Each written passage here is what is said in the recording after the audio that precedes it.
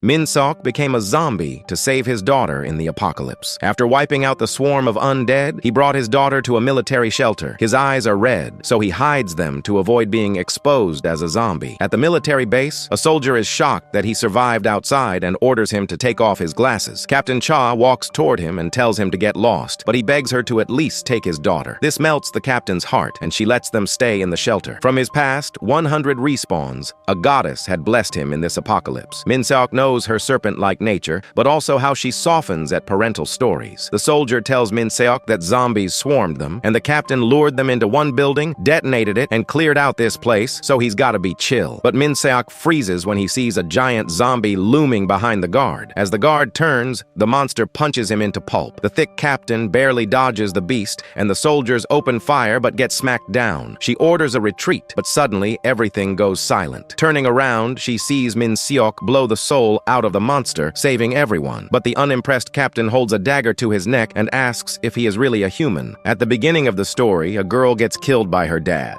He's in tears because he's done this not once, but 99 times. But then he pulls himself together, realizing he has one last chance to save her. He promises himself that this time, he won't mess things up. You might be wondering what's going on. Well, our main character is watching the news and sees that the world's basically gone to hell thanks to a full-on zombie apocalypse. Just then, his daughter walks in, asking what's up. That's when he gets the urgent feeling that he needs to figure out how to keep them both alive. As they venture into this wild apocalyptic world, he fails to save her from a horde of zombies, and they both get taken out. But suddenly he wakes up and sees the number 99 on his forehead. First thing he does, check if his daughter is okay. Without saying a word, he steps outside to find a safe spot. While she's arguing with him, a zombie attacks. He freaks out, dies again, and notices his count has dropped to 98 lives left, all for the sake of trying to save his daughter.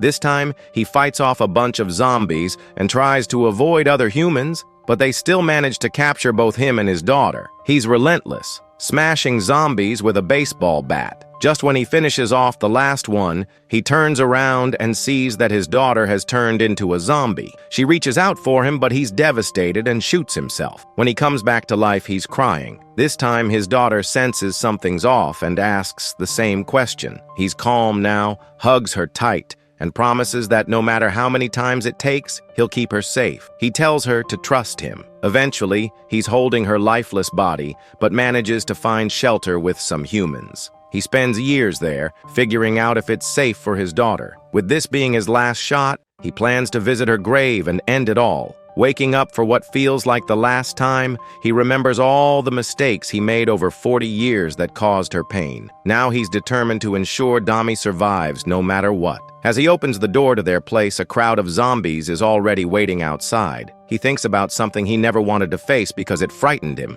As the zombies charge, Dami tells him to close the door. Instead, he pushes her behind him, steps outside, and locks the door. Dami bolts to the door, crying and wondering what her dad has just done, while zombies start clawing at him. But the pain of losing his child hits harder than anything else. He remembers his sweet Dami and reassures her from the other side not to cry. As he starts to fade away, something inside him lights up when he thinks of her. Suddenly, he feels this burst of strength and begins taking down zombies left and right. Even after getting bitten, he fights back, ripping a zombie's head off with his teeth. He punches another one hard in the gut and slams it down. The zombies just keep coming, but he's out there like a warrior. Just one fierce look from him makes them back off. Meanwhile, Dami is calming down inside the house. The door swings open, letting in a ray of hope. The sight of her dad standing there, looking like a total beast, makes her heart race. He tells Dami that even if he's not human anymore, he's still going to protect her from becoming one of them. We're on day 7 since the outbreak kicked off, and things are heating up in Seoul, especially in the Mapo district. At this grocery store, a bunch of soldiers are hanging around, trying to act tough and questioning how 2 survivors made it through when it's packed with zombies. Out of nowhere, our hero is just chilling in the shadows while the lead soldier, who thinks he knows it all, warns him he better watch out or he'll get shot. The guy's got his gun aimed right at him, and just because he's wearing sunglasses, the soldier calls him a celeb. Then, Captain Cha rolls in, she's tough as nails, and tells everyone to go away. She doesn't trust these two and makes it clear there's no shelter for them, so they better bounce. She even gets right in the hero's face, telling him to scram. But Min-seok, the dad, isn't having any of that. He's freaking out about his daughter's asthma. It's getting way worse after a week of running around. He begs the soldiers to help her, even saying he'd sacrifice himself if it meant saving her. This kind of love just ticks off the captain. Even the egghead soldier thinks Min-seok is being ridiculous, especially since she's not the mushy type. But then, Egghead notices something surprising. Captain Cha is actually struggling to keep her emotions in check. In the end, she lets them join the group because they could use all the help they can get. Our hero smirks, knowing the captain has a soft spot for parents who'll do anything for their kids. Dami, though, is really annoyed with Min-seok for that display, feeling like he almost ditched her. She's faking her asthma and coughing, but only Min-seok knows what's really going on. He's worried about her mental state, especially with everything changing so fast. Plus, he's got these weird zombie-like powers after getting bitten, which is making his body feel all sorts of off. Back in those early days of survival, the mart was a solid spot for supplies and safety. But then Min-seok gets distracted by a building that's collapsed nearby that he's never noticed before. One of the soldiers teases him, asking if he thinks he's got some kind of crystal ball. Explains that a few days ago, a horde of zombies attacked. The captain bravely lured them into the building and blew it up, crushing most of them under the rubble. Suddenly, Min-seok goes pale when he sees something terrifying. Egghead laughs, making fun of him for thinking zombies could just jump out at any moment. But then, boom, a giant zombie appears out of nowhere, towering over the soldiers and freaking everyone out. Egghead is left speechless as the monster swings its massive arm and takes him out with one punch. And if that wasn't enough, this same zombie charges at Captain Cha, but she deftly dodges just in time while her team is losing their minds. She quickly tells her squad to start shooting at the monster, but it just shrugs off their bullets like they're nothing. The hulking zombie lets out a bone-chilling roar and jumps into action, wiping out 3 soldiers with a single uppercut. One poor guy gets caught off guard and is totally defenseless, but for some crazy reason, the zombie decides to smash him to bits, which is just brutal. Luckily, Captain Cha uses her backpack to distract the beast and manages to save that guy from being crushed. She tells him to hold it together if he wants to make it out alive. As she tries to stay focused, she realizes they're dealing with something way scarier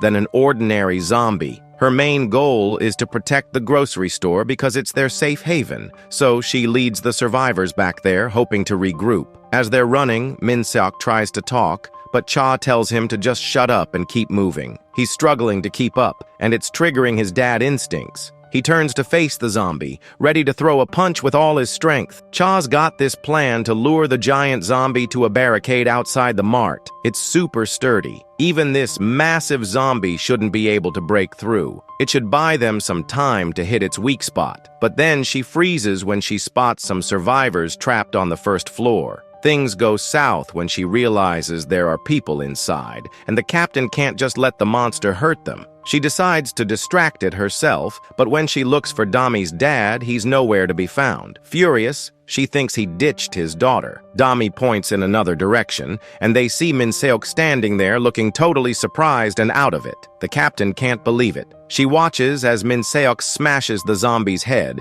crushing it until there's nothing left. With one last hit, he takes it down, leaving even the toughest soldiers speechless. It's so brutal that the survivors have to look away in disgust. Min-seok takes a second to catch his breath and turns to Captain Cha, who's just staring at him, trying to process what she just witnessed. Meanwhile, he brushes everyone off and quietly apologizes to his daughter for breaking his promise and revealing his true self. He admits that her safety is his top priority, which is why he jumped in. Things heat up when Cha starts getting suspicious and points her gun at him, wanting to know who he really is. Looking chill, Min-seok introduces himself and starts taking off his glasses. Dami starts to panic, worried the soldiers might take him out if he spills the beans. The vibe changes when Min-seok calls himself a zombie expert. Everyone goes silent, and both Cha and Dami are left wondering what he means by that. Using some serious persuasion, Min-seok explains that since the apocalypse began,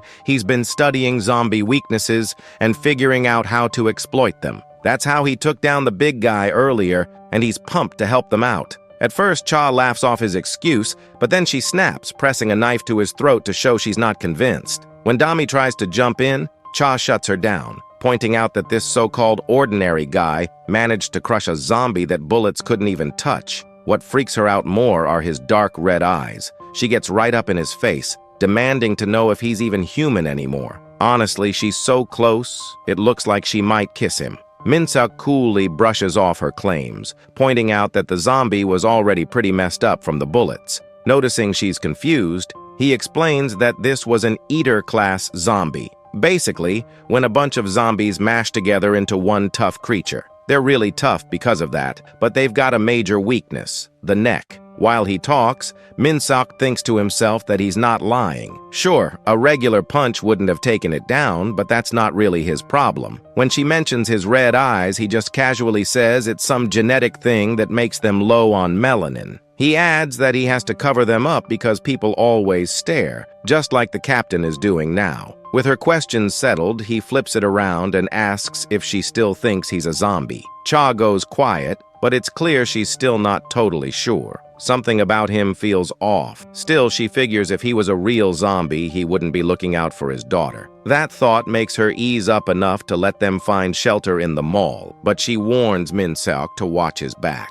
Cha takes a moment to deal with the loss of her men, feeling guilty. When a couple of soldiers rush over to check on her, she snaps and smashes one's knee, making him drop in pain. She's furious they ignored her orders to evacuate civilians to the underground. That could have put everyone in danger. They admit they freaked out and forgot, but Cha's glare turns deadly, furious that their mistake could have endangered lives in the mall. She warns them that if they mess up again, she'll be the one coming for them, then storms off in frustration.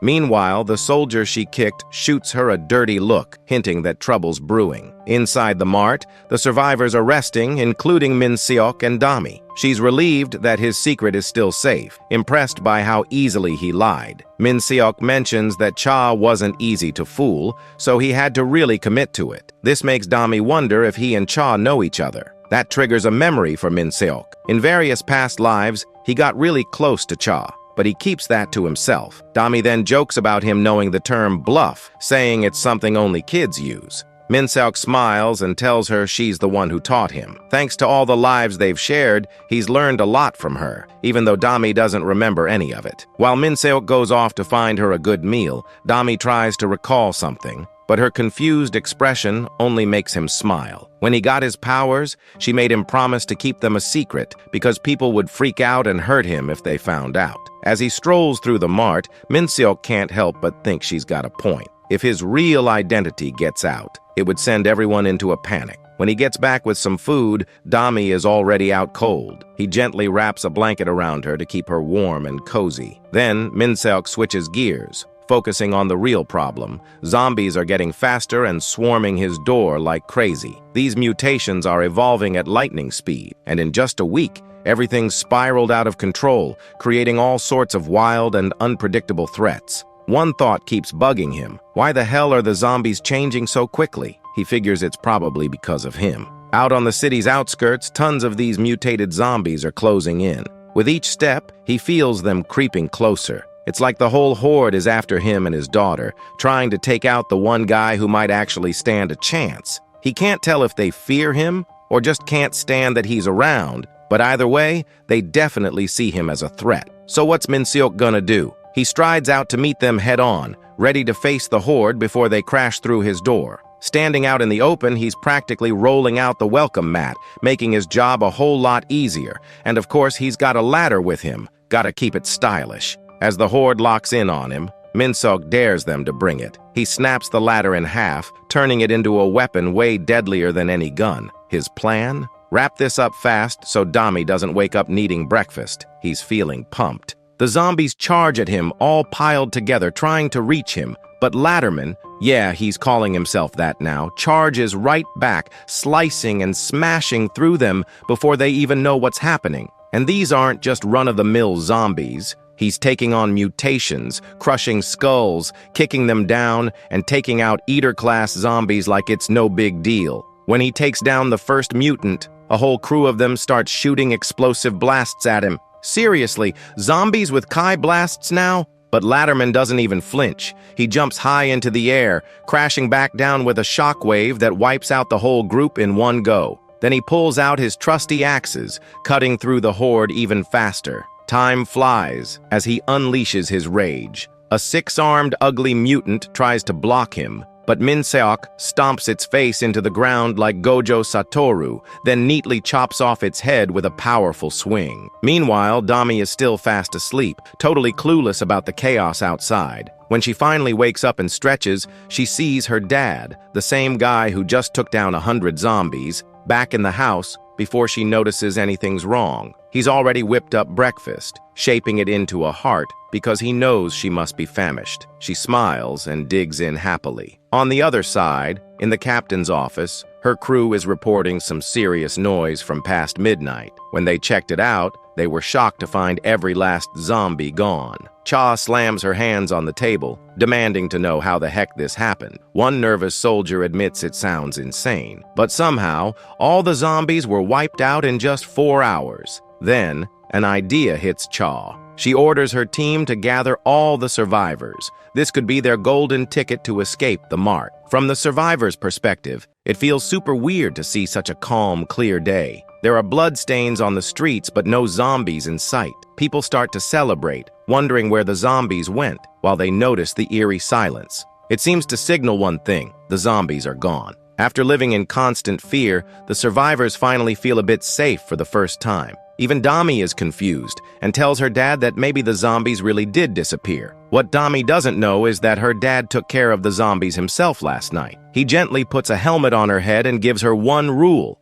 keep it on, no matter what. The serious tone in his voice suggests trouble might be coming, making Dami even more curious. Their chat gets interrupted when Captain Cha shows up with her team, megaphone in hand. She announces that they've wiped out all the zombies in the area. The survivors cheer, feeling relieved and safe at last. But that excitement quickly fades. After sharing the good news, Cha surprises everyone by ordering an immediate evacuation. The survivors protest, saying there's no point in leaving now that the zombies are gone. Then Cha drops some new info. 3 days ago, they lost contact with the 2nd Mechanized Infantry Brigade, a top-notch group that made it through the chaos in Gyeonggi. This brigade had armored vehicles and plenty of firepower to protect civilians. Even though Cha tries to bring a bit of hope, her announcement sends everyone into a panic. They're not keen on risking their lives based on a radio call they can't even verify. Voices start rising with complaints, and while Cha tries to keep her cool, she reassures them that she knows someone from the brigade. His name is the Blue Hawk, a top soldier leading the unit. Rumor has it, his back is so ripped it looks like it has its own fan club. But while Cha totally trusts him, the survivors aren't convinced because they have no reason to believe in some random stranger. The crowd starts getting restless, and Cha struggles to keep control. She warns them that they won't survive another zombie attack, but people are holding on to their false hope, thinking the zombies won't come back. Then one guy snaps and accuses Cha of being reckless, just because she's a woman. That claim is just plain ridiculous, but it fires the crowd up, and they start blaming her for everything. Minseok finally steps in, reminding everyone that the zombies are definitely going to return, whether they like it or not. The same guy who insulted Cha tries to argue, but Minseok shuts him down with a fierce warning. They're all just sitting here waiting to become the next zombie snack. His words and intense glare freak the guy out so much that even his daughter wonders what's gotten into him. Minseok points out that while escaping with the brigade isn't guaranteed, sticking around means certain death. But his harsh truth just stirs up more fear and doubt among the survivors. Minseok steps up and throws a question at the crowd. What if they just stop taking orders and refuse help from the soldiers? His chill challenge makes everyone pause, and soon they start bickering among themselves. Bit by bit, some folks start siding with High Air, realizing they won't survive long in the apocalypse without the soldiers. One guy with glasses even admits they're still alive because of High Air's crew. That one question totally changes the mood, and soon the crowd is cheering to trust their leaders if they want to make it. Meanwhile, Cha is in shock. She was struggling to keep her ground, and this so-called zombie expert flipped the whole crowd with just one question. Now she can't stop thinking about figuring out who this blonde miracle worker really is. Min Seok is playing it cool, trying to downplay everything, saying he doesn't need thanks,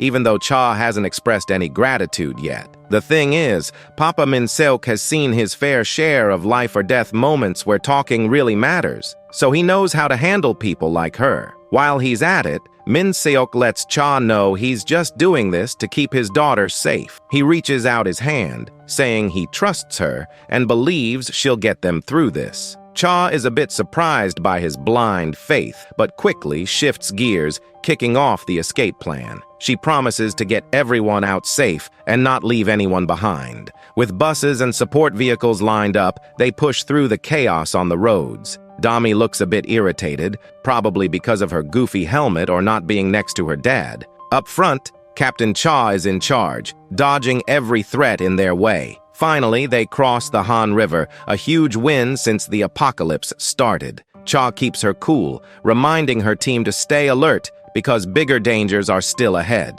The soldiers spot a huge swarm of zombies trying to climb over each other to get closer. Captain Cha jumps into action, directing civilians and Team C to take one lane while she and her squad hit the left. Zombies are known for their sharp hearing over sight. Cha cleverly uses this by throwing metal cans to make noise, throwing them off track and getting them all riled up. The zombies are distracted, focusing just on the noise. She signals her team to speed up, trying to keep a safe distance even as the zombies start to pick up their pace. But there's a whole crowd of fast-moving zombies closing in, making it tough to maintain that gap. Captain Cha quickly spots a collapsed bridge ahead and orders her team to head straight for it. Here's where their second big weakness shows up. No matter how wild they act, zombies only care about chasing humans. Cha capitalizes on this by ordering her team to whip the vehicle around for a super sharp turn just before they hit the edge of the broken bridge.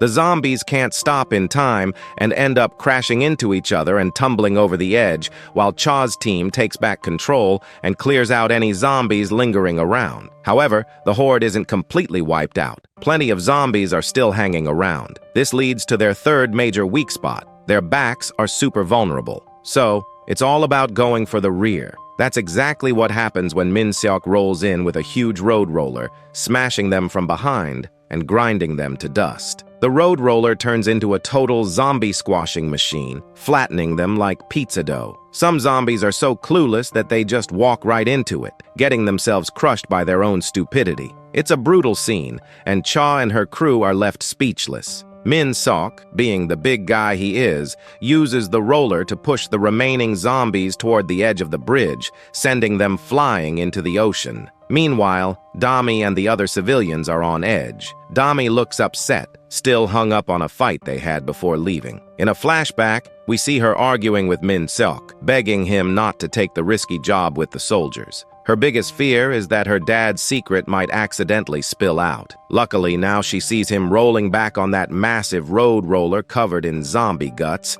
and she's just speechless. Suddenly, Captain Cha spots another wave of zombies coming their way and tells everyone to get behind her. But before they can even react, the road roller barrels through, crushing everything in its path and clearing a safe getaway for the civilians. Because of that, the survivors make it out okay. After a tough battle, they finally reach the 2nd Brigade's base. This brigade isn't just any unit. In every loop the protagonist has experienced, this group always held out the longest. Getting here is a big deal and a key stop before they hit their ultimate goal, the safe haven in Daejeon. Making it in just 8 days is pretty impressive. Still, Min Seok's dad instincts kick in. He knows he can't let success get to his head, or history will just repeat itself. He can't lose Dami again. The thought of it makes him feel powerless. So he plans to stick to the same route he took in his past lives, trying to keep everything under control. To him, this is where the real struggle starts. But for now, he's soaking in a lot of praise for saving everyone. Even though the soldiers found the road roller,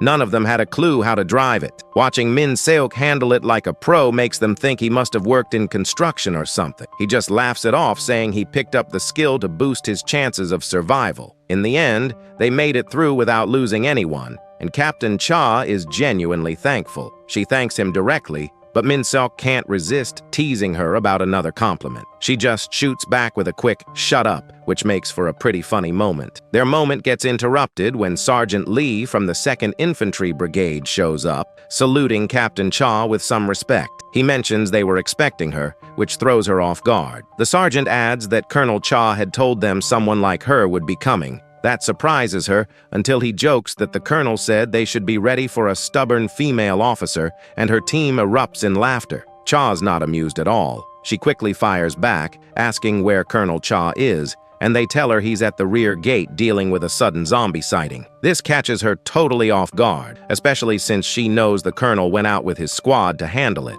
The sergeant tries to reassure her, but his nervous grin and shifty eyes say a lot more. The truth is, the colonel decided to go at it alone instead of taking his squad. That's just how tough he is. At the rear gate, soldiers are up in the tower, counting down to see how quickly he can wipe out the zombies. They're cheering him on as he takes them out in just 35 minutes. This guy prefers swinging axes over using guns, convinced that an axe is the best weapon for dealing with zombies. He loves pushing himself, getting a thrill from every swing that sends zombie heads flying. Meet the Blue Hawk, a decorated hero and the big boss of the 2nd Infantry Brigade, Cha Pung-ho. Even with all his medals, his reckless style freaks out his men. They're practically begging him to use a gun next time, because if he ever turns into a zombie, they know the world's in real trouble. Pung just laughs it off, confident he's too good for those slow, dumb zombies. He claims he knows all their moves and pokes fun at his soldiers, calling them dead weight, which they can't help but agree with, even if it stings.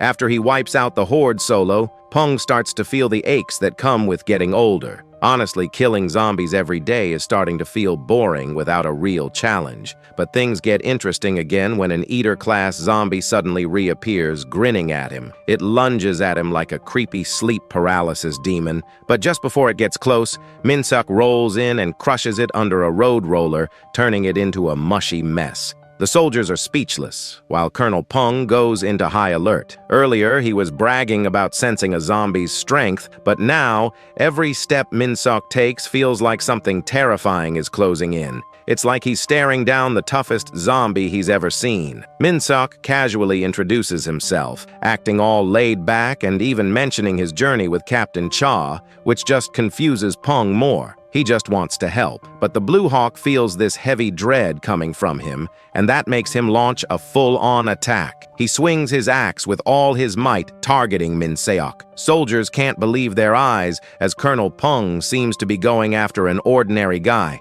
But then, to everyone's shock, Min-seok catches the axe with one hand, stopping that massive swing like it's nothing, something no normal person should be able to pull off. Min-seok's presence rattles the colonel so much that he quickly calls for a red alert, insisting the guy in front of him isn't human but a monster. Min-seok realizes this guy isn't as easily fooled as the others. He calmly calls Pung by name and then crushes the axe with a single punch, turning it into splinters. He makes it clear he's not going anywhere, and first on his to-do list is showing he's not a threat. At the same time, Min-seok knows he can't just talk his way in. If he really wants to convince the colonel, he'll have to do it through the one thing Pung respects the most: combat. Seeing Min-seok get ready for a fight, the colonel's lips curl into a faint smile, recognizing the challenge he's been waiting for. Without a second thought, the colonel drops his gear, ready to throw down. The Blue Hawk has taken on all kinds of wild stuff, but he didn't expect Min-seok to be so into fighting right off the bat. Locking onto Min-seok, the colonel launches himself like a missile, eager to discover what makes this guy so strong. Meanwhile, the soldiers are following orders, triggering code red all over the base. The sudden alarm has Cha demanding answers, but the soldiers just keep quiet, focused on their tasks. Then, out of nowhere, Captain Gawk shows up. Before Cha can say a word, he shoves a gun in her face, testing her patience. Captain Gawk is on high alert, convinced that the monster who attacked their leader is connected to Cha, since he called her out by name. To him, that's enough to see her as a potential threat, too. Cha is confused by the term monster until the soldiers drop Min-seok's full name, Ryu Min-seok, after he introduces himself. Still, nobody at the base seems to recognize him, except for the folks who came with him. Among them, Dami is practically shaking with worry for her dad's safety. Back at the fight, Min-seok is demolishing everything like he's straight out of a comic book. One punch obliterates an entire wall,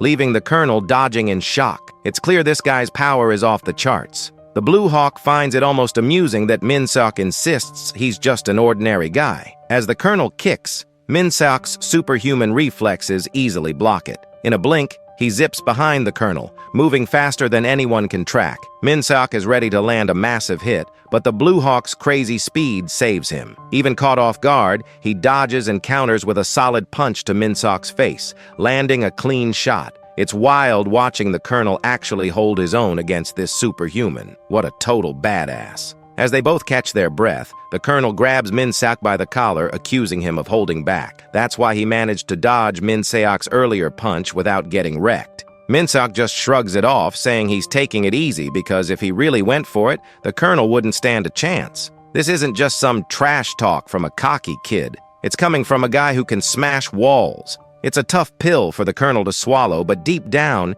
he knows it's true. From the first move to now, his instincts are screaming that he's seriously outmatched. Confused and looking for answers, the colonel wants to know what Min-seok's deal is. Min-seok says he's there to ask for protection. The colonel bursts out laughing, thinking it's ridiculous that the strongest guy he's ever fought is now begging for help like a scared civilian. But Min-seok isn't worried about himself. He reveals the real reason. His daughter, Ryudami, is stuck with soldiers alongside Hai. Even with all his crazy power, all Min-seok wants is a safe spot for his daughter with the brigade's protection. Knowing that words aren't enough, Min-seok drops to his knees. He doesn't care about pride or reputation. He just wants Dami safe. He even says he'll do whatever the colonel asks, as long as it means keeping his daughter safe. That night, things moved to the civilian shelter where the brigade usually keeps survivors safe. But now, it felt different. The word monster associated with Min-seok was spreading like wildfire, making everyone nervous. Stories about his insane strength and weird eye color fueled the rumors,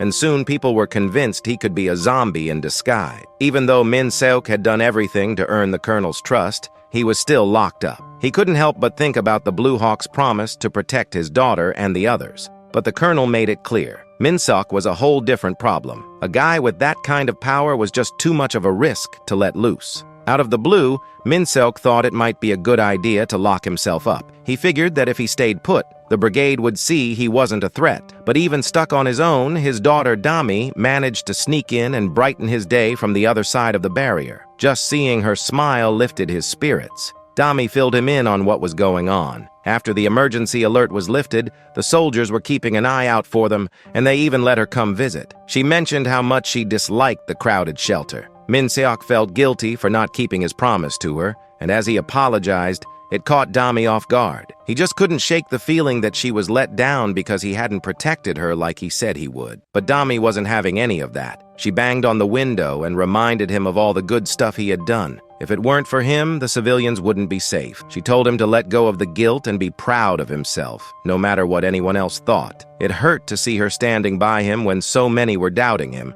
but Dami's faith in him never wavered. She reassured him again that she totally believed in him. Their moment wrapped up as Dami realized she had to rush back for roll call. She waved goodbye and dashed off, leaving Min-seok feeling all warm and fuzzy inside just from seeing her, even while he was stuck. Reality hit hard when Dami walked away, and she couldn't hold back her tears. She was trying to be strong in front of her dad, but it was tough. Min-seok felt just as bad. Even though they had a sweet moment, they were both hurting from being apart. Things started turning around when Sergeant Lee stopped by Min-seok's cell to let him know the colonel wanted to see him. In the next scene, the Blue Hawk pointed to a spot on the map where they thought some survivors were still holding on. They had just received a signal confirming it, but along with that signal came some weird, unknown frequency. There was no time to waste. This mission needed a tight, efficient team. The colonel had put together an elite duo, just him and Min-seok. It was obvious they were about to tackle the zombies with their two-man operation. But the colonel had one more thing in mind. He wanted to see if Min-seok had what it took to do whatever for his daughter. As soon as Min-seok heard those words, he casually snapped his chains like a superhero, showing that he could have broken out whenever he wanted, but held off just for his daughter's sake. He asked when they were heading out, and the colonel smiled, saying they were leaving right away. In the final shot, The two of them radiated an intense vibe, making it clear that the zombies at Goopaball Station were in for a serious challenge. And just like that, the Goopaball Station rescue operation kicked off. We roll into a station that looks like a total mess. Everything just left behind. In one corner, a little kid was chattering away in her mom's arms. Some other survivors are hiding in the shadows. As the kid makes noise, the survivors become increasingly annoyed. An old lady shushes them, but nobody's paying attention to why the baby's crying. Out of nowhere, the mom's eyes narrow as she spots someone creeping around in the wreckage of the station. A spooky, grinning zombie pops out from the shadows right inside the place. Outside, the undead are going wild, tearing everything up. Then, a bright light suddenly shines on one of their faces, and a big truck comes barreling through, smashing them to bits. Behind the wheel is the Colonel, our hero. He's pumped, bragging that his truck is way better than Minsok's roller. They sped toward the station. The Colonel lays out the situation, saying there are two big problems. First, the entrance to the station is totally collapsed, and the subway tracks are blocked. Second, there's some unknown creature stuck inside with the survivors. With no time to waste, the plan is to get in through a vent and quickly save the survivors. But then, our hero pipes up and tells the Colonel he's totally against the plan, catching him off guard. He warns that it'll end up just like all the other failed missions because the Colonel has never brought anyone back alive. Just then, we see the kid's mom snap awake, looking really tense. She realizes they're all hanging upside down, stuck in a weird web. She starts to freak out, wondering what's going on and where her baby is. As she falls down with the other survivors, she cries out, asking where her little girl is. Meanwhile, one dude is still hanging up there. He shouts at them to help him untie. Then he notices a granny right beside him, watching him. He wonders what she is planning to do. Just then, the granny unveils her zombie appearance and bites off his head. Everyone on the ground just freezes. This dude falls to the ground and stands, but he completely turns into a zombie too. Everyone panics as it attacks them. The rest of the survivors start to run for their lives. They don't know where the zombies came from. The mom's still yelling for her daughter when she suddenly hears a baby crying from the basement. Without hesitating, she changes direction. A young boy tries to shout a warning about the blocked entrance. His dad tells him to keep running, but because they stopped for a moment, the zombies jump on them. Meanwhile, the mommy keeps running towards the sound, but just as she reaches there, she is devastated. It is a giant creature, devouring a human head. It has 4 limbs with a pathetically giant baby body. It roars and then grabs the helpless lady. She couldn't believe that her daughter had turned into such a dreadful monster. The monster weeps as it uncontrollably opens its jaws to kill her. She can only hope it's her nightmare, but just then, fire lights up in that area, followed by a massive boom. The zombie cries out, and surprisingly, the woman slips away from its grip. Our hero is cruising through the station, ready to share with the Colonel that this mission can't be pulled off just by regular human means. Now he's right in the middle of that blast, radiating a totally unexpected vibe. So, our guy finds out that the creepy spider monster is actually a skinwalker that knocks people out cold with its voice, which is how it got the survivor. But he doesn't flinch and goes straight at it in that blazing fire. The monster shrieks from a distance, but it doesn't faze him one bit. It tries to shoot a web at him, but he grabs hold of it. Then he swings the thing around a bunch and messes up its mouth pretty good. And to top it off, he sets the whole place on fire since that's the monster's significant weakness. Now our hero dad bolts in to throw one last epic punch to shut everything down for good. But then the kid's mom yells for him to stop. He skids to a halt and turns to see her totally breaking down, begging him not to hurt her kid. Now the distance between our boy and the monster is cut in half, so the beast shrieks again. Our hero gets pushed away, barely conscious, but the woman dashes to the ground instantly. Although our guy braces his ground a little, the monster pours out another devastating cry,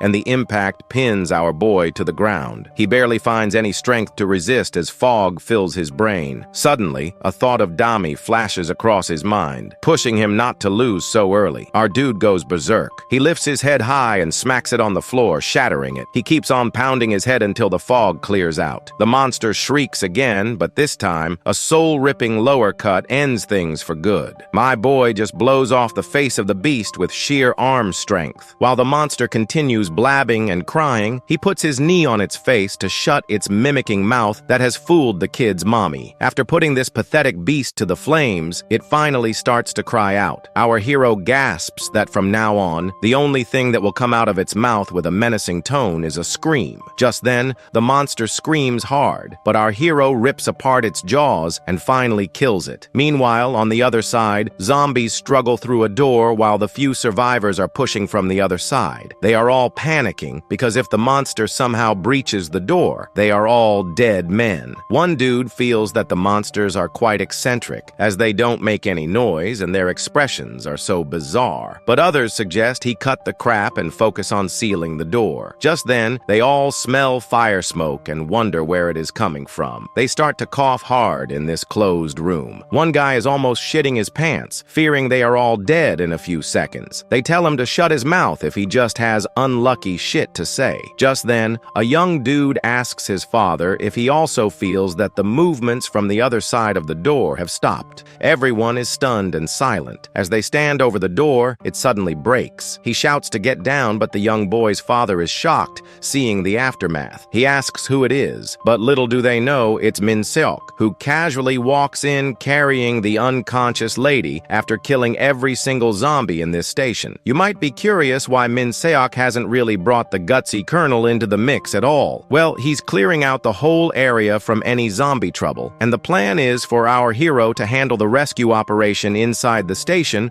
while also cleaning up the tracks. Surprisingly, there are 37 survivors in total. In such an isolated spot, saving them seems impossible. During the rescue, while they're busy moving debris, they stumble upon a little baby tucked away in a vent, safe and sound. The mother is shocked but super relieved to find her child okay. In the end, almost 40 people make it out, and it feels like a miracle. Everyone's celebrating their rescue, and our hero is now the guy everyone's calling a miracle worker. The captain is in disbelief, the soldiers are amazed, and even the colonel gives our boy props for nailing it. As everyone's celebrating, the little girl's finally back with her dad, hugging him tightly, so relieved he's all right. After all the craziness, a few injured survivors are getting looked after in the living quarters. A soldier notices one guy who's coughing a lot and keeps dozing off. He hands him some fruit and casually says he'll grab some medicine later. As the other sergeant heads out and closes the door, the guy lies there with his eyes shut. Suddenly, his neck infection flares up, and in a flash, he turns into one of those skin crawlers.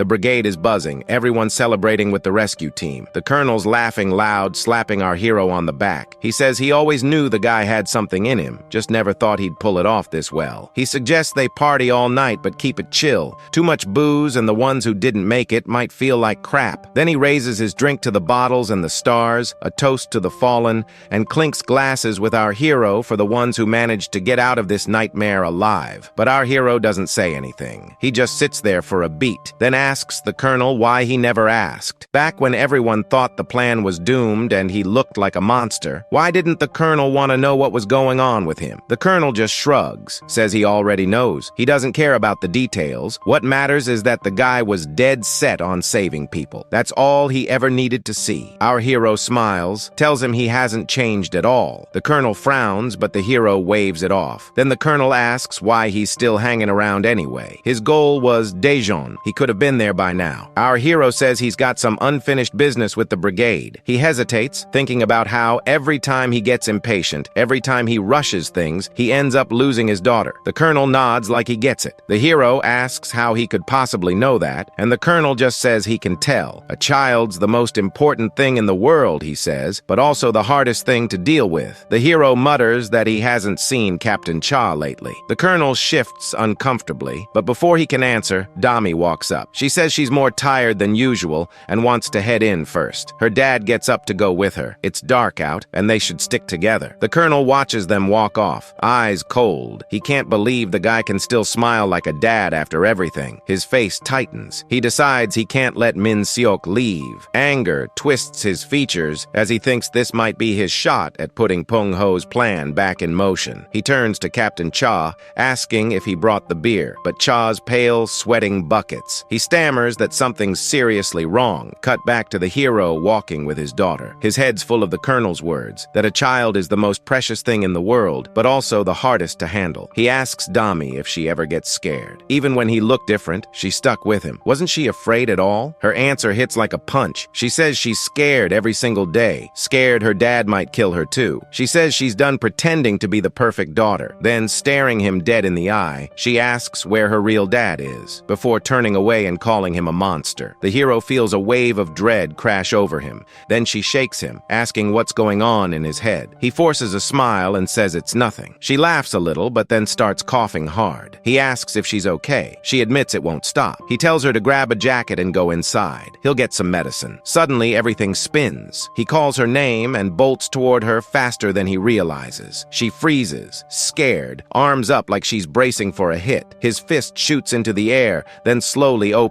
Inside his palm is a squashed zombie mosquito. Before either of them can even breathe, a deafening alarm rips through the night. Code black. Evacuation orders blare across the base, and back inside, Captain Cha's already changing, his pale face twisting into something inhuman. The Colonel just stares, stunned, as it happens right in front of him. The Colonel can't shake off Min-suk's warning about those sneaky zombies getting tougher and the danger they brought. An infected soldier suddenly lunges at him, and he quickly grabs it by the neck, ripping its face apart. Min-suk picked this spot mainly because the Blue Hawk Colonel is pretty strong. Everyone's tense with the zombie threat creeping into the brigade, so the Colonel tells them to lock down the shelter without wasting any time. As they scramble to get in, he catches a glimpse of the infected soldier's head and starts wondering how the virus made its way into his team. He spots a scar on its neck, and just then, someone yells that more zombies are coming their way. A boot comes crashing down on the zombie's head, and the Colonel just manages to save the soldiers in the nick of time. He grabs a piece of wood and smacks it against a zombie. Looking ahead, he tells his soldiers to grab his gear and get Min-suk for backup. More zombies swarm toward him, and he's furious that they're running wild in his territory. The Colonel goes to work with the plank, hacking and smashing away without a break. He claims the area as his own, throwing punches and landing blows until he caves in the face of one zombie, the plank driving deep. He doesn't stop, swinging again to crush the next one that comes at him. Suddenly, another zombie jumps on his back, but he manages to wrench the wood free from its mouth and toss it off. Just when he thinks he has a handle on things, a massive undead creature with a titan-like face crashes down on him, fueling his rage even more. His roar echoes through the air, so loud it rattles the civilians hiding inside the shelter. Inside, our hero finishes gearing up Dami from head to toe. She's still confused, not sure what kind of enemy they're bracing for. He explains it's a mosky, a mosquito-like zombie whose bite quietly infects people, only showing its effect after some time. Our hero did not expect this, having only seen this variant once in his past life. But so what? He grits his teeth and tells himself that is no excuse. His daughter stares in confusion, startled by the sudden rage on his face. His thoughts race. If his daughter dies, then everything is over. The Moskies will not stop. They will come in endless swarms, while the real body remains hidden somewhere. Outside the dark shelter, Captain Cha is stunned to hear about mosques. One soldier explains that Min-suk suspects a link between the zombies and mosquitoes, warning her to cover up exposed skin. At the mention of Min-seok's name, she falls silent, then ties a bandana around herself and repeats the order to her soldiers. She asks where the brigade commander is, but before the soldier can answer, another voice calls from the rooftop. A guard reports that there is a zombie outside the brigade and that it looks unusual. When she asks about it, the guard struggles to describe what she sees. The soldier mutters that it looks like a twisted toad. Suddenly, the creature opens its mouth wide and a swarm of mosquitoes pours out, flooding the sky above the brigade. The guard freezes in shock as the cloud of moskies rises higher into the sky, terrifying everyone. Captain Cha quickly orders her soldiers back into the shelter. Just as she looks up again, someone leaps above. She recognizes him instantly as Min-seok. Earlier in the shelter, one guy yelled at Min-seok, but he wouldn't budge. He insisted that fighting wasn't his thing, and that he was just there to protect his daughter. Then his daughter jumped in and told everyone not to stress about her. She really wanted everyone to survive, but she knew she couldn't do it herself. So she begged him to save everyone instead. Our hero steps out with a gun, aiming at the Moskies. With only one plan in mind, he prepares for a night strike of flame, the only way to wipe Moskies out. The hero starts cooking the Moskies cookies right in front of the toad. As the ashes start to fall, the toad just watches while the hero gives it a sharp look. The toad jumps high enough to dodge the flames,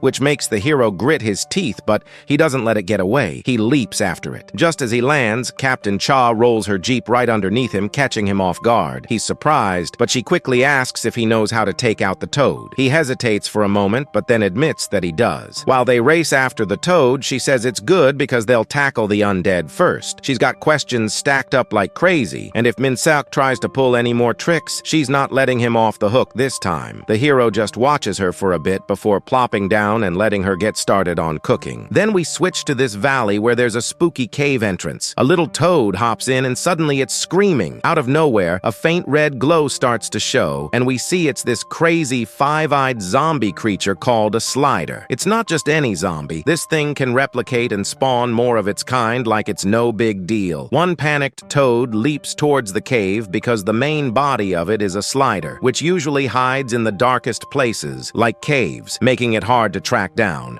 That's why our hero feels the need is to ambush. He sneaks, attacks the giant toad, and slams it hard on its head. Before dying, the toad releases a swarm of mosquitoes into the air. The nasty bugs buzz straight toward our guy, but a sudden burst of fire sweeps through, burning them up instantly. Captain Cha steps in with her fire gun, covering his back. They come back to their jeep, and she gets the update from the brigade. She informs that the brigade is entirely in a complete cleaning stage, so all the civilians and Min-seok's daughter are safe now. Even if a problem arises, the brigade has the resilience to recover quickly, and that resilience isn't by chance, it's only possible because of strong leadership. Our hero says that's why he came to the colonial brigade. He thanks her, but she says to forget it because he's the one who saved them after all. The quick suppression was thanks to the accurate first response, and she heard the one who made that call was also him. But suddenly our hero says it's not over yet. Looking at that cave opening, he says if they don't kill the host, the brigade will be in danger again, and the matter now is just killing the slider. Captain Cha says he needs to cut off its escape route, right? And our hero agrees, saying that's the key to not giving it a chance to bounce back. But he knows that's not enough. He remembers that this creature has a crazy ability to multiply, so much that you can't even keep track of how many there are. From his past life, he knows their bodies are all connected in some weird network. So even if you take out the main one, as long as any of the little ones are still alive, the main one just comes back. After a moment, the captain starts to feel like there's no way out of this. She asks him again if he's got a plan, and our hero says he does. Min-seok steps into the cave and hits the stone wall hard. His blow is so strong that the rocks above come crashing down, sealing the entrance and trapping Captain Cha outside while he's stuck inside with the sliders, ready to keep fighting until it's over. Our boy thinks about the possibility of zombies attacking her daughter to get that dopamine hit and says that killing this slider all at once. His rage is far too hot for that. So he turns on fighting the slider, and its cry even echoes outside the cave. Captain Cha is really confused by Min-seok's wild behavior. She remembers the colonel mentioning that Min-seok isn't just important for their brigade. He's supposed to be the answer for all of humanity. Suddenly, a soldier starts talking through the walkie-talkie. She replies, but there's no response. She tries again, but it's just dead silence. The next day starts, and while the sun shines bright, a bloody hand shows up from the cave rubble. Min-seok shows up after 18 hours, locked with a slider. The slider respawned a staggering 7 million entities, and every one of those entities was annihilated by a single transcendent. Every bone in his body was shattered during the fight, but then he began to realign, his muscles knitting back together as he rose to his feet, radiating an indescribable aura. Back at the brigade, Captain Cha is shocked to see the commander. The commander is casually munching on snacks, looking a bit puzzled by Captain Cha's annoyed face. She's been trying to get someone on the radio for ages with no luck. Out of the blue, the commander bursts out laughing, and her expression turns pale. He remembers that just yesterday she was fuming because he brushed her off, but now she seems genuinely worried he might kick the bucket. A soldier quickly fills her in that the commander took out all the zombies without any gear and got everyone to safety. The commander admits he's feeling a bit hurt, which is a new one for him, while Captain Cha can't help but think that it's silly to worry about such an old tough guy. He then reminds her not to talk to her superior that way, and suddenly asks why she's on her own. He wants to know where Min-seok is and if she managed to deal with that toad-like zombie. As she remembers him saying Min-seok was humanity's hero yesterday, she starts to get it when she looks at Min-seok, covered in blood, staring straight at her. Days pass by, and while kicking back with a cold drink, Captain Cha feels feels thankful to Minsok for these chill, safe times. She glances down and spots the commander chatting with him, thinking it's a good moment to jump in. As she quietly listens, she catches the commander asking Minsok why he and his daughter need to leave that night. The commander sounds worried, saying they shouldn't rush to another city, especially if something worse than a slider pops up. It'll just mess everything up. He suggests that our boy should stick around until they're stronger. But Minsok shoots back, asking why he should care. He adds that whether these people live or die doesn't concern him at all. That definitely gets Captain Cha riled up. She storms out, demanding to know what he means by that. Minsok doesn't hold back, saying the only thing that matters to him is his daughter, and he couldn't care less about anything else. Furious, Captain Cha turns away and leaves. Later on, our hero admits that every time he takes the early A-Mart route, something weird always goes down. After hanging out between life and death for so long, Captain Cha starts to feel some kind of connection with him. But before it gets too serious, he thinks he should put some distance between them to keep her safe. When he spills the beans to the commander tells him to watch out. He says there's no need to push her away so hard and questions if our hero really thinks the next city will be monster-free. He even suggests they join forces to create a solid shelter for everyone. Minsok realizes it's a tempting offer. Together they could build some strong defenses, but he knows time isn't on their side. In his past life, the slider showed up after 10 years, but now it's come back in just 10 days. If other top-tier zombies appear that quickly, the place will fall apart before they can get ready. So he makes it clear. Tonight, he and his daughter are heading out to Daejeon. Then there's a shift to this creepy creature stalking the city. It's got these nasty, infected floral bits and is prowling with a bunch of zombies moving in one direction. From a distance, our hero is speeding toward them in his roller. The creature lets out a horrific cry, but before it can react, a shot blasts it apart. He thinks back to the proposal he made to the commander, which is why the commander's out there fighting alongside him now. Their vehicles roar as they charge into the horde, unloading ammo and taking out zombies left and right. He remembers telling the commander that every survivor dreams of the perfect shelter, and he wonders if the commander feels the same way. The commander just gives him a thumbs up. Glancing at his daughter, who looks safe and happy in the vehicle, he steels himself. As he drives straight into the horde, he knows one thing for sure. Whether the city stands or falls, he and his daughter are going to see it with their own eyes. For the Daejeon expedition, the troops are close to the bridge and it's pouring rain. Suddenly, a giant mutant slug jumps out of the river just as lightning strikes. It screams loudly, and Commander Cha freaks out when he sees this terrifying creature on his tablet. Our hero tells him it's called a viscus, an elite zombie-like slug. The drone is capturing every move. Our hero warns that this thing is basically a floating poison bomb. The commander asks what they should do since they're short on time and need to cross the bridge to get to Daejeon. Minsok chimes in, saying the creature's called nocturnal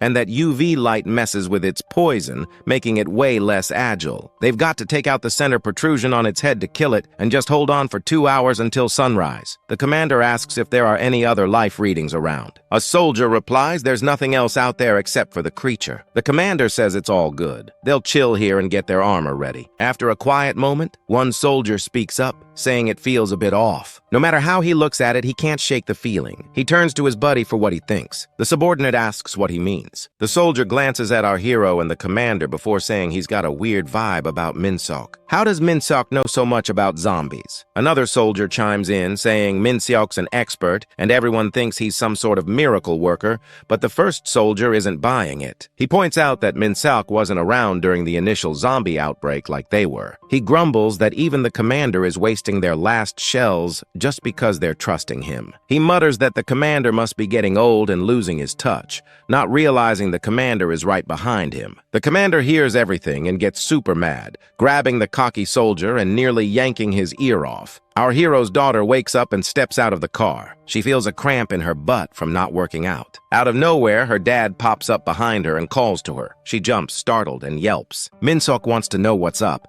acting like he didn't do it on purpose. He offers her some snacks, but she tells him to quit messing with her since she's still getting used to his new face. Minsok apologizes, saying he doesn't feel like her dad anymore either. She rolls her eyes, clearly annoyed, and he can sense her frustration. He tries to reword what he just said, but only ends up sounding just as awkward and feeling stupid in front of her. He's held back a question for for a while, scared of what she might say. Why would she still think of him as her dad after he turned into a monster? Dami points to her eyes, saying they're the same. He asks about his red eyes, and while munching on snacks, she tells him that ever since their mom left when she was 7, his eyes have always looked at her like she's some pitiful thing. It always made her mad to see that look. She carries on, talking about how 2 weeks ago the door swung open and someone stumbled in, all covered in blood. Her dad remembers that moment. Dami mentions how she saw his eyes that day, warmer than anyone else's, and she smiles, saying those eyes are hers, belonging only to her dad. The next day, a massive slug is still hanging around by the bridge. The commander tells his troops to start shooting, and bullets and shells start blasting the creature up. It howls in pain. Out of nowhere, our hero jumps up from behind, wielding 2 swords, and leaps high over the zombie slug. He brings his blades down with power, slicing through the air and splitting the mutant slug's head in half. One soldier looks stunned, but Commander Cha swoops in with a grin, saying he gets why the soldier has doubts about Min Seok. But then he asks if the soldier still thinks it's just a matter of believing or not. After a single hit from our hero, the giant slug collapses, dead. He stands on its lifeless face, while Commander Cha tells the soldier that in this mess, the only choice is to believe in Min Seok. He makes it clear that there's no other option. Our hero reflects on how, in his 99th life, it took 378 days to reach Daejeon. But in his 100th and last life after the outbreak, it only took 14 days. After all the trouble, everybody is amazed that they finally made it.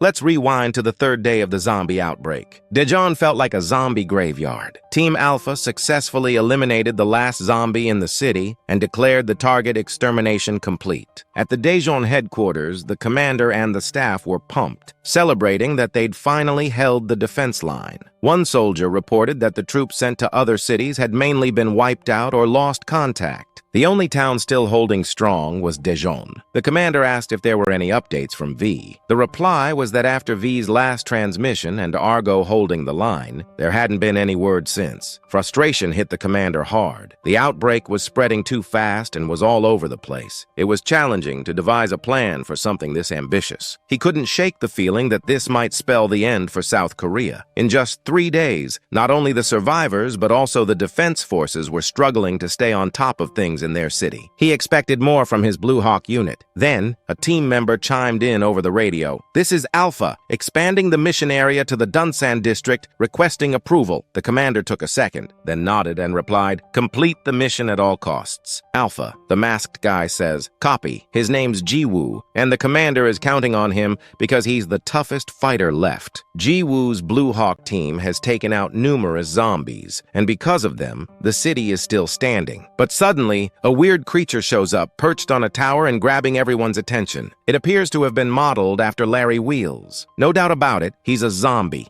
and you can practically feel his murderous vibe from miles away. Fast forward to now, our hero's crew can't believe how Daejeon is still tall. The commander finally gets why Min Seok was so eager to come here. One soldier can't help but wonder why Daejeon is even dealing with this zombie apocalypse. Dami notices that her dad seems puzzled about something. She calls out to him, but he's lost in thought. Our hero finds it odd, since every city in Korea, including Daejeon, has fallen apart after the outbreak. But then Daejeon gradually started fighting back, reclaiming territory piece by piece. When he first got to Daejeon, only a couple of districts were secured. Now, there are way more areas protected by massive defensive walls, all of which were completed in just 14 days. He's lived 100 lives, but this has never happened before. Something feels off, so he tells his daughter to pay attention. From now on, she's not allowed to leave his side for even a second. She asks why he's freaking her out. Meanwhile, the commander instructs everyone to prepare and head into the city. A soldier walks up to him with something to report. He shows him a tablet, unsure of what's going on, but he feels there's a problem. While passing through their last city, he spotted this massive plane. There were huge lines on the ground, like someone had drawn them. Commander Cha looks confused, but the soldier goes on, saying the lines were so big that they couldn't see them clearly without drones. He shows the footage. The commander checks it out and wonders if it's just a giant giant drawing and why it's even there. Suddenly, Minseok barges in and snatches the tablet, ignoring the commander's irritation. What he sees makes him go quiet. A wave of dread washes over him as he realizes his worst fear has come true. At the same time, in Daejeon Expo Tower, a soldier reports 10 unknown people spotted near the mountains. A team is on its way. He's talking to a guy lurking in the shadows who tells him to make sure nothing goes wrong and to bring them back carefully, saying that's what will make her happy. It turns out the lines in the fields match the ones made by the goddess who gave our hero his many lives. He repeats his order to be careful. Meanwhile, our guy doesn't notice the growing unease gnawing at him. In Daejeon, he finally figures out why he was so eager to come here. He's about to face an epic wave for the first time.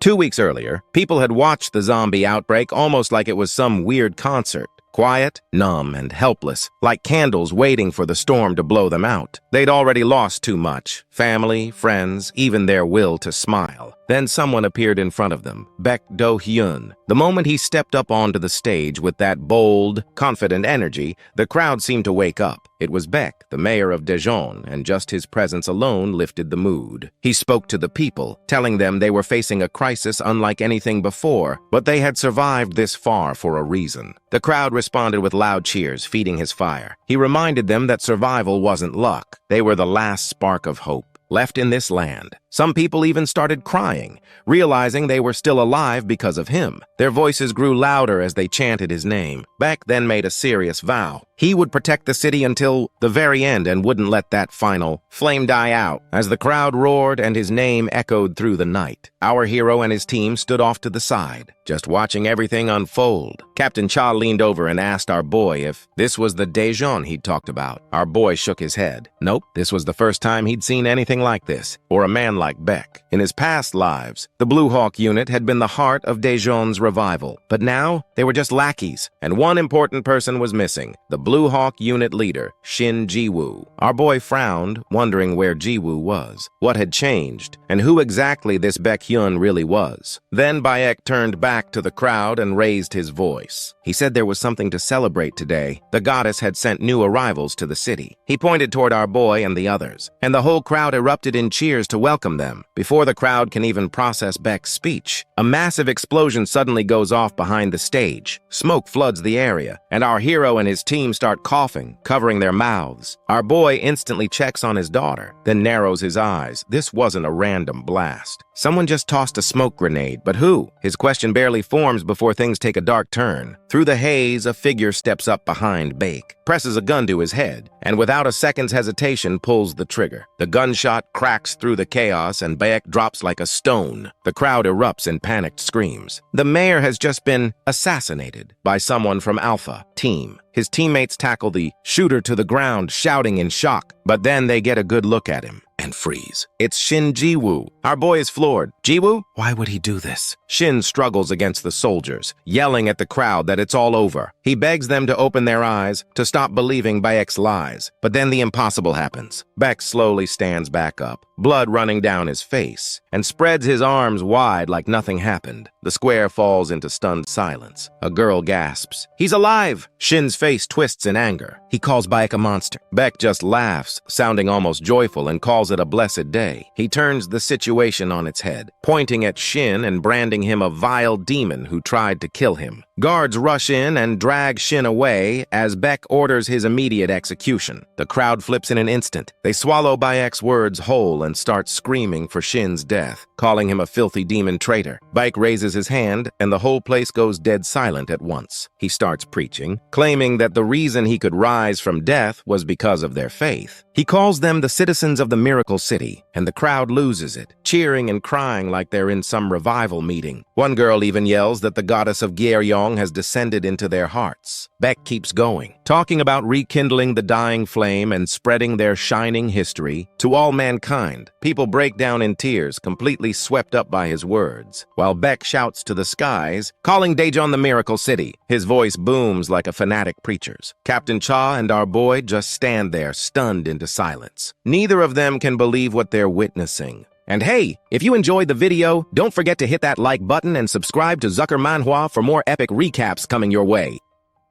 And hey, if you enjoyed the video, don't forget to hit that like button and subscribe to Zucker Manhwa for more epic recaps coming your way.